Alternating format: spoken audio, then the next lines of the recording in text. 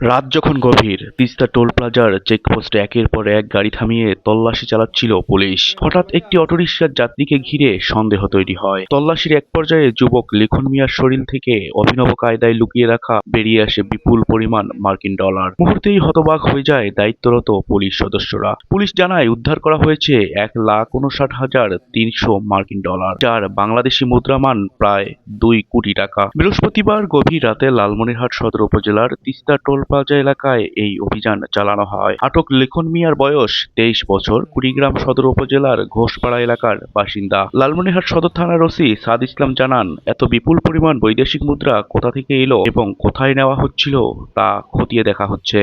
আমরা তাকে গ্রেফতার করব, তাকে জিজ্ঞাসাবাদ এবং তার শরীর তল্লাশি করে আমরা প্রাথমিকভাবে 4টি বান্ডিল পাই ডলারের।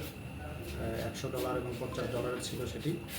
পরবর্তীতে তাকে নিবিড়ভাবে জিজ্ঞাসাবাদে আমরা তার শরীরের বিভিন্ন স্থান থেকে সব মিলিয়ে 11 বান্ডিল এটা উদ্ধার করেছি। তো আমরা এগুলো গুনেছি, কাউন্টিং করেছি। কাউন্টিং করে সর্বশেষ আমাদের যেটা দাঁড়িয়েছে তাতে $1,59,300 সেখানে ছিল। আমরা বিধিসম্মত বা বিধি মোতাবেক আমরা সেটি জব্দ করেছি এবং আসামিকে গ্রেফতার করে থানা হাজতে নিয়ে এসে পরবর্তীতে আমরা মামলা দিয়েছি ফরেন এক্সচেঞ্জ রেগুলেশন অ্যাক্টে।